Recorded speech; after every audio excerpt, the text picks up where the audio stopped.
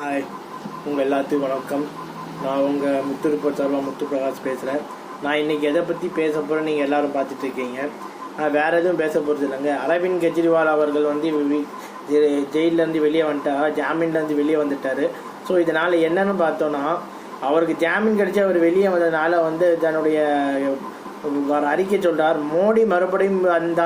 மோடி மறுபடியும் பிரதமராக வந்தால் தமிழகத்தில் இருக்கக்கூடிய ஸ்டாலின் அவர்களும் கேரளாவில் இருக்கக்கூடிய பினராயி விஜயன் அவர்களும் சிறைக்கு செல்வதையே நானும் சிறைக்கு செல்ல வாய்ப்புகள் அதிகம் உள்ளது. போலி வழக்கின் மூலமாக அப்படிப்பட்ட ஒரு பாசிஸ்ட் ஆட்சி நடந்துட்டு இருக்குதுன்னு நம்ம அரவிந்த் கெஜ்ரிவால் அவர்கள் வந்து ஒரு பிரச்சார மீட்டிங்கில் பேசியிருக்காரு. அதை வந்து நம்ம எப்படி வந்து பார்க்குறோம், நம்ம பார்வைக்கு நம்ம ஒரு ஜேர்னலிஸ்டாக எப்படி பார்க்குறேன்னா, அதாவது புரியுற மாதிரி பேசுனா முதல்ல வந்து நான் வரேன். 2016 நவம்பர் 8 என்ன பண்ணாங்க, டிமானிட்டைசேஷன் பண்ணாங்க, எல்லாத்துக்குமே தெரியும். இப்போ ஓகே, அதுக்கப்புறம் என்ன பண்ணாங்க, 2000 ரூபாய் நோட்டை வந்து மறுபடியும் டிமானிட்டைசேஷன் பண்ணாங்க. 2000 ரூபாய் நோட்டு வந்து செல்லாதுன்னு ஒரு செப்டம்பர் இத்தனை நாளுக்குள்ள சம்திங் ஒரு இது சொன்னாங்க. ஸோ 2021 நினைக்கிறேன், 2023 வருஷம். ஸோ அப்போது அந்த 2000 நோட்டால் யாருக்கும் எந்த இதுவும் வரல. காரணம் 2000 ரூபாய் நோட்டு மக்கள் கையிலே யாருக்கும் இல்லை, பல செல்வந்தர்கிட்ட தான் இருக்குதுன்னு நம்ம அப்போ பார்த்தோம். ஸோ இப்போ வந்து என்ன சொல்கிறாங்க, எல்லாம் எலெக்ஷன் நடந்துட்டு இருக்கிற நேரத்தில் இடியும் சிபிஐ வச்சு எல்லா முக்கியமான தலைவர்கள், அதாவது அரவிந்த் கெஜ்ரிவால், அதுக்கப்புறம் வந்து நம்ம பல தலைவர்களை வந்து உள்ளே போட்டுட்டு இருக்காங்க. ஸோ இதனால் என்ன நடக்குதுன்னு பார்த்தோன்னா ஒன்றுமே ஒன்று புரியாது. இடி என்பது மத்திய அரசாங்கத்தின் கைக்கூலின்றது வந்து எல்லாத்துக்குமே தெரியுதுன்னு சொல்கிறாங்க. ஸோ இந்த சொல்லியிருக்க ஸ்டேட்மெண்ட்டை நம்ம தமிழ்நாடு முதலமைச்சரும் கைது செய்யப்படலாம்னு சொல்லியிருக்காரு. ஸோ அப்படி கைது செய்யப்பட்டால் என்ன நடக்கும்ன்றது வந்து அவங்களுக்கும் நல்லா தெரியும். ஏன்னா அப்படி தமிழ்நாட்டில் இப்போ இருக்கக்கூடிய நிலவரங்கள்ன்றது பார்த்தோன்னா,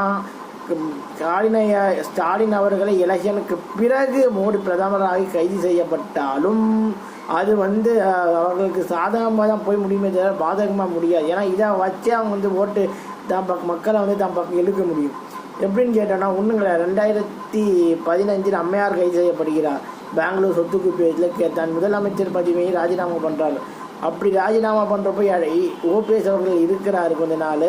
ஸோ அப்படி இருக்கிறப்போ என்ன நடக்குதுன்னு பார்த்தோன்னா, அடுத்த எலெக்ஷனில் அவங்க தான் வராங்க. ஏன்னா இந்த அனுதாபங்கள் அவங்க உள்ளே வச்சதுனால அனுதாபங்கள் அதிகமாக வச்சதே தவிர யாருக்கும் பார்த்தோன்னா இது வரலை. அதே மாதிரி பற்றி அதிமுக வலிமை இழந்து உள்ளது. இந்த கைது சப்போஸ் ஸ்டாலினி அவர்கள் மறுபடியும் பிரதமராக மோடி ஐயா வந்து கைது செய்யப்பட்டால் அது வந்து திமுகவிற்கு சாதகமாக தான் போய் முடியுமே தவிர பாதகமாக முடியாது என்பது அரசியல் வல்லுநருடைய கருத்தாகவும் இருக்குது என்றால் உண்மை. ஏன்னா இன்றைய காலகட்டம் அப்புறம் போயிட்டுருக்கு. அதிமுகலையும் பார்த்திங்கன்னா ஒரு வலிமையான ஒரு லீடர்ஷிப் இல்லை. ஏன்னா எடப்பாடி அவர்கள் எல்லா ஏரியாவும் கவர் பண்ண முடியாது. அவரை கொங்கு மண்டலத்தில் ஆனால் அவரை கவர் பண்ண முடியுமே தவிர மற்ற ஏரியாலாம் கவர் பண்ண முடியாது. ஏகப்பட்ட ஜாதிய பாகுபாடுகள்லாம் அங்கே இருக்குது. ஸோ இதனால் வந்து அதிமுக வலிமை அடையணும்னா அதுக்கு வந்து பல இதுகள் வேணும், பல ஜாதி கட்டமைப்புகள் அவங்களுக்கு வேணும்னு தான் நான் சொல்லுவேன். அம்மையார் எப்படி பல ஜாதிகளையும் தன்னுடைய கட்டுப்பாட்டில் வைத்திருந்தார்.